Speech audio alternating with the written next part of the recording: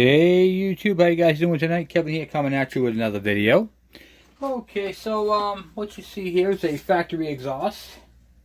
Boom, boom, boom. Nothing too dramatic. Nothing too insane. So hope everybody's doing good tonight. I'm just chilling like a villain on my bench, trying to do a little bit of a project here. So anyway, let me tell you what I got. So this is an exhaust system off of a, what you call it there, a 2005 KE100. And so what I did was, I'm building the expansion chamber for the KE102 project, which is actually still on my bench right there. We got to do a first start on that too, by the way, guys.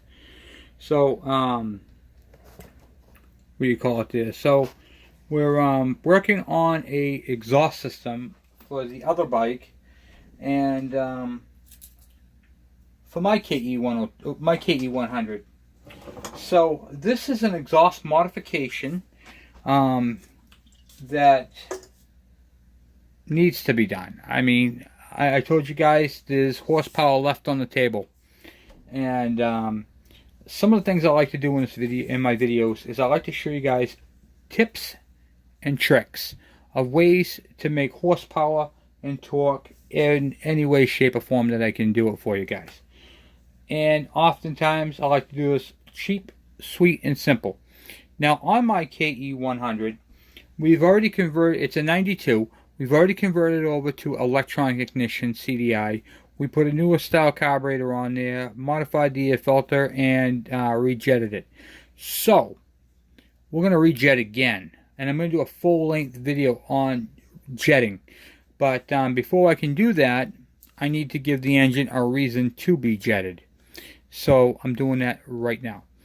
So I can't do the stuff on video because it's too loud. It takes too long.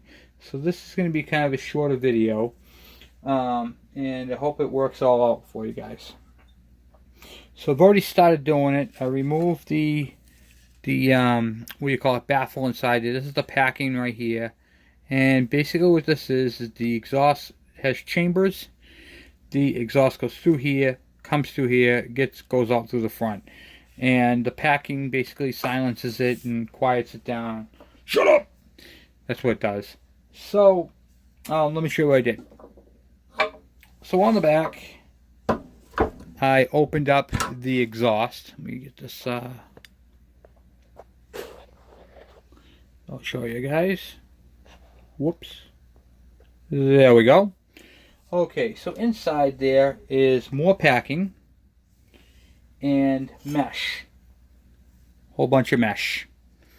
And this lines the whole entire thing from here, from the back here, all the way from here, all the way to the front. Well, I'm not going to remove all the packing. Because I do ride mine on the street, and I don't want this thing to be louder than you know what. But I do want to have some tone to it, and I want to have at least a little bit of wing. These stop that because of all the silencing stuff. This is this packing that goes through the entire exhaust system. So, this stuff is also stamped in. What do I mean by that? I'm going to show you guys real quick.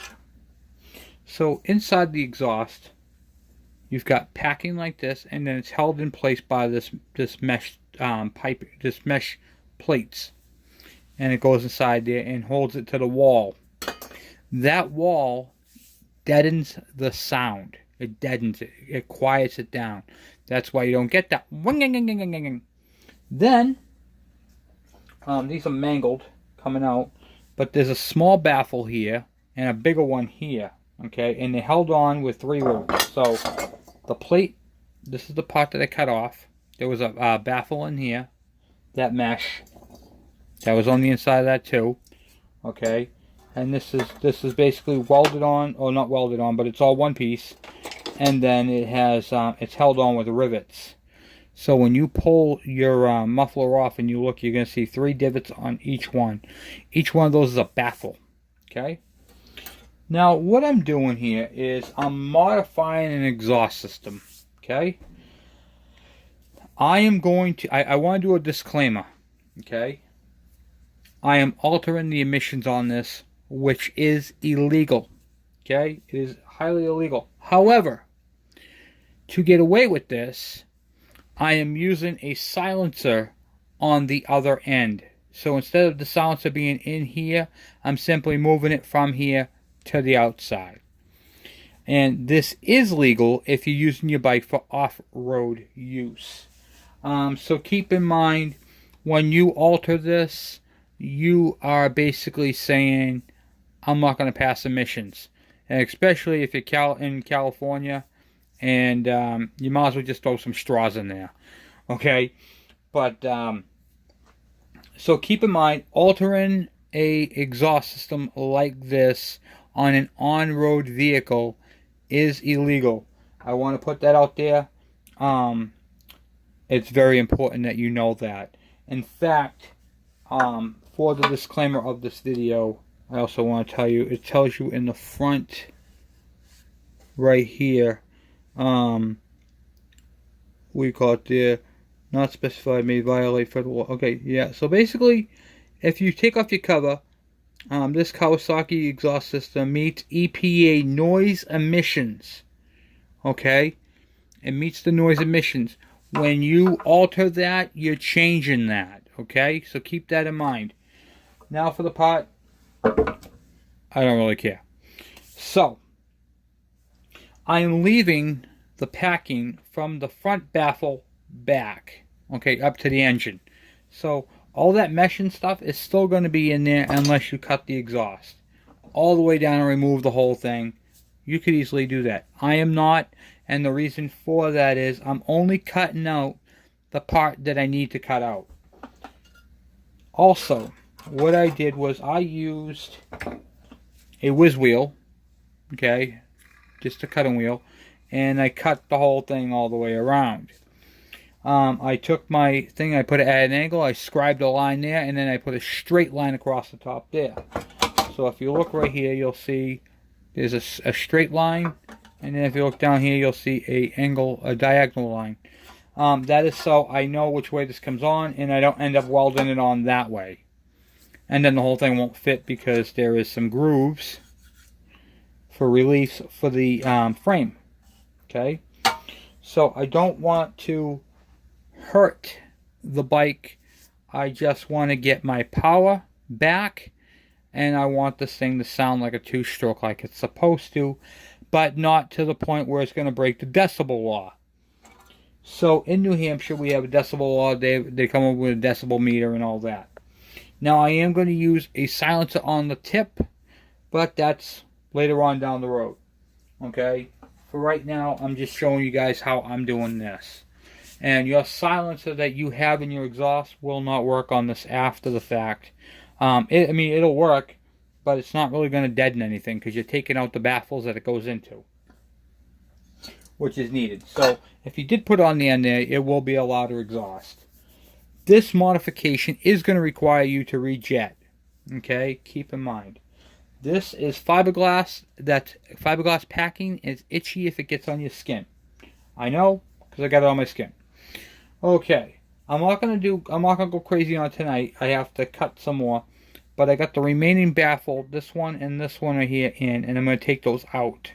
So I'm gonna wobble and break them back and forth and take them out, and take the little bit of mesh that's in the back here, which you can see I already took out the fiberglassing to it. Where are you? I took out the fiberglassing. So that's how that is. Now I did this from the back, not the front. And the reason for that is once it's all welded back together, your exhaust system is going to look like this from the front. And nothing's going to be changed. All the mounts are going to be in the same spot. Nothing's altered. Your cage will fit back on here nicely, and the bike will look factory. It just will sound a little better. It'll sound a little better. It'll perform a little better. It'll allow you to run a bigger jet and get a little bit more horsepower and torque out of this bike, which is what we're about. The bike will breathe easier because this is a flat wall, and what we're trying to do is see how it goes into a cone right here. Well, that's what we're trying to mimic. Okay? This is a Yamaha exhaust. Or, no, sorry, Suzuki. So, what we're actually going to do is cut this part of the cone off and weld that onto the end of this so I can run the regular Suzuki style silencer on the bike. So we're going to cut this up. This thing is no good. We're going to cut it probably about here, weld that onto the tip, and then basically what we're going to have is a smaller tailpipe sticking out the end, which is going to give us more power, and then a slide-on muffler. This came off of a 100cc. So that's my plan for the back of this right here. Okay, so the cone's gonna fit right up to it. It's gonna be butted up against it. We're gonna do that, and we're gonna weld up these holes so it's all one piece. So we're getting rid of the baffles, the mesh and fiberglass from here back, and welding on the cone in the back there. So I'm gonna get that done tomorrow. Get that marked up, and see if my brother would mind welding that up for me.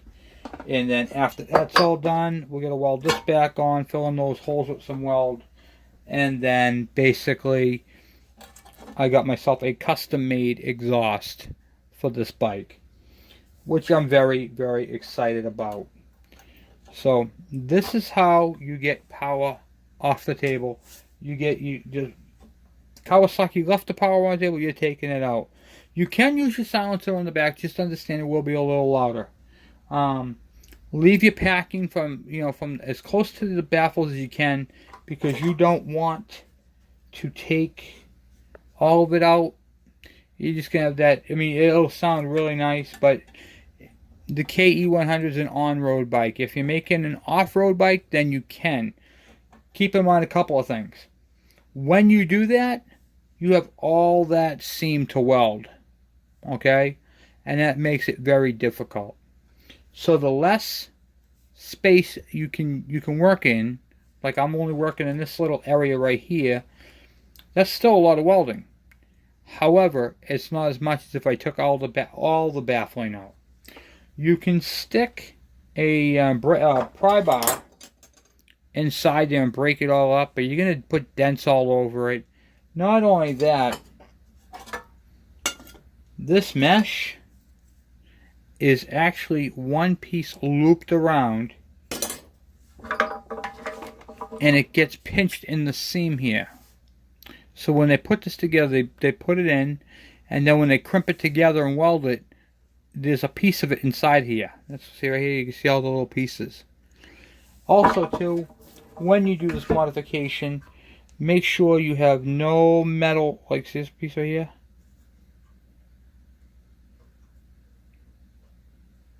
You want to make sure you clean it out completely. You don't want metal flakes inside there. So I'm going to clean this whole thing out, and the reason for that is because the exhaust bounces back a little bit, okay, from the pressures and all that. If you get metal in there and that stuff starts to flow back to the engine, you're going to ruin your engine. You don't want metal in your exhaust, in your engine. So make sure you clean your exhaust. It's very, very important. Blow it out, clean it out, use a borescope, make sure there's nothing stuck in the fiberglass. It's very, very important to do. Make sure you get none of that debris or debris, whatever you want to call it, inside there.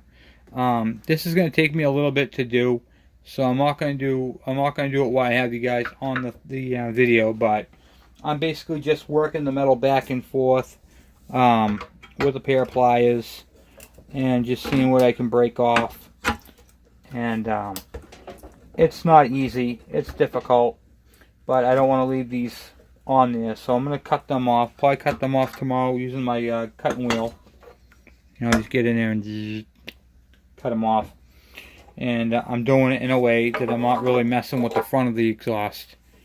So there's a couple little dents in it from right here where I accidentally missed, but nothing dramatic. And then I can clean it up, paint it, and all that type of stuff. So that is my exhaust modification to give you guys some extra horsepower, and you will need to rejet after I get this complete. This is going to be done at the same time I do the expansion chamber with my brother. So we're going to try to get these both done at the same time, so that what do you call it there? I'll have a custom-made expansion chamber for my KE102 build, and then I'll have a factory expansion chamber modified to give me extra power on my regular street bike that I ride. And the KE102 build is going to be a street bike, but it's going to have off-road capabilities. So we're going to be getting back on that pretty soon, and I just wanted to touch base with you guys and give you guys another modification. This I've already cut. I already cut one apart. If you guys look at my expansion chamber, what do you call it there? Videos, you will see that I cut one all pretty. Cut it up quite a bit. Okay, and showing you guys how I left. What do you call it? You're being robbed. Okay. Now, a friend of mine, Bob, did one of these recently, and he put baffles in his. He put a baffle going this way and this way. I'm not going to do that because it's already got a built-in cone into it, and I'm going to put the small piece on the end. So I'm basically just going to clear it out and do that. But his is actually a pretty good idea when he put two pieces of flats and flat steel in there and welded them in. So basically, it makes an internal cone. But as you can see, this one already has a cone. Not the biggest cone, but these ain't high horsepower motors anyway, so I'm not really too worried about it. It's going to go into a cone, and then when I put that other cone in the back there, on the end, it's gonna do what he was building. You follow what I'm saying? So I'm putting a cone up on this end, and it's gonna reverb it, I guess you'd call it. So thank you, Bob, for the great idea. And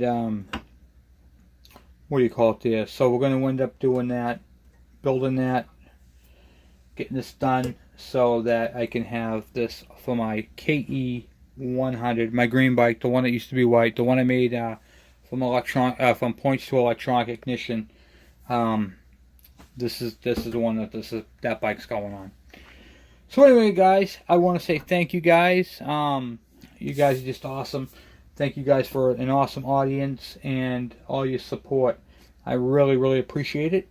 And we're just going to keep plugging away. Oh, and just so you guys know, I got from John, I got my picture hung up over my, what do you call it, workbench. And I also got the battery and the water pump gaskets that are leaking on the Honda 500, the VT 500. So we're going to be doing the, waiting for 2 more O-rings to come in for that. And then we'll be on that doing the, what do you call it there, getting that Honda all sealed up so it's not leaking antifreeze and it can start and run on its own so we can move that bike. This is the 500, not the 700. The 700 would be after the 500. We're going to do that later on. And tomorrow at some point, we're going to try to get that carburetor off that KLR 650 so we can get that bike done too as well. So we have a lot of projects coming up and a lot of videos, guys. A lot of them. So this one right here is all set. Oh, and for you guys, I want to show you guys another cool thing. For those of you who don't have a air compressor, for the whiz wheel, I know a lot of you guys are like, oh man, I don't have that tool. Well, don't worry. These discs right here you can get at the auto parts store, and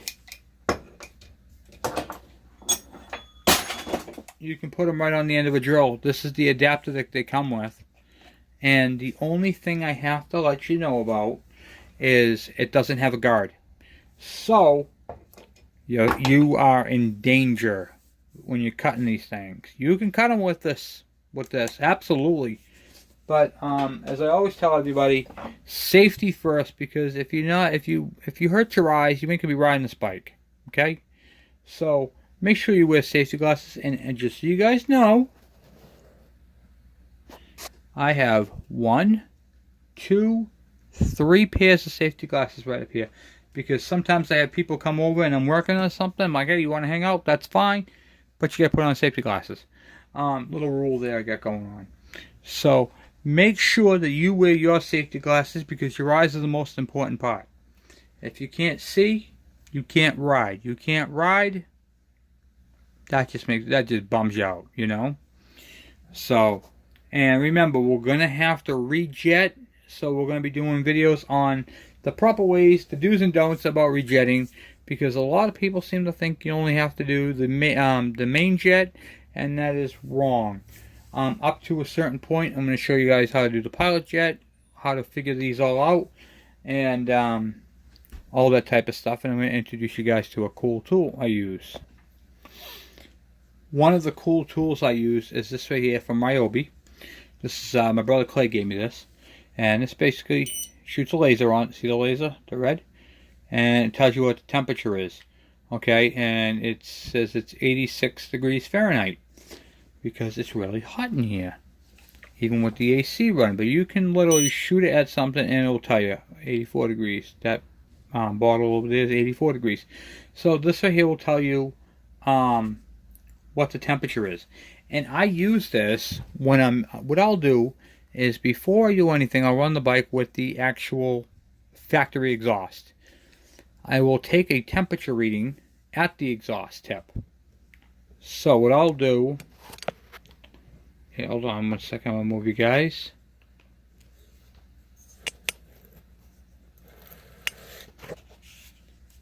Okay. So what I'll do at this part over here, the manifold area, I will shoot the laser at it, and I'll read it 85 degrees. But when it's running, you know, it's 85 now, but not when it's running. It'll be hundreds of degrees. I'm going to find out what it's running at with the factory thing. Then what I'll do is I'll write it down on a piece of paper, and then as I'm messing around with the jets, I'll see what the temperature is. If the temperature is way higher than, or higher than it was with all the factory stuff, I know I need to put a bigger jet in to lower the temperature. Basically, I don't want this thing to run lean, and this is just a fun tool that I use to help me put the proper jet in there. I'm going to teach you guys how to do it. This is one way I check. There is other ways I check. I listen to the tone of the engine. I listen to how it throttles up. I'm going to go over it all with you anyway. But just a fun, cool tool that I use a lot. And that sort of thing. And we also have an integrity video coming up, which is where I'm going to show you guys how to use the bore scope. We have a bore scope up there. This is Lumper, Buzz Lumper. That's not the brand. That's a bumper sticker I threw on it from the Andy Blacksmith Ride for Life. I got a bunch of those. So we'll get that going on. So anyway, guys, thank you for hanging out with me. And we're going to just keep busting out these videos and getting this stuff all done. We still haven't done brakes yet. I've got a lot of videos and stuff coming up, guys. I also have a video coming up probably tomorrow night, because a lot of you guys have problems with you think you have problems with your ignition coil. I'm going to teach you guys how to test these things and get that done. So we're going to test these and get them figured out, how to tell which one's wrong, you know, if it's bad. What do you call it there? And I think that's it. So anyway, guys, thank you again for watching. Please subscribe. Please share my page as much as you can. You guys have been growing my audience amazingly. I appreciate it. Yeah, we got a lot of cool projects coming up. I love these two-strokes, and we're going to keep plugging away at them. We also have some small engine videos and stuff like that coming up as well. So it's the four-stroke stuff. So we're going to break it up a little bit of this, a little bit of that, and see which way it goes. So anyway, guys, thank you for watching.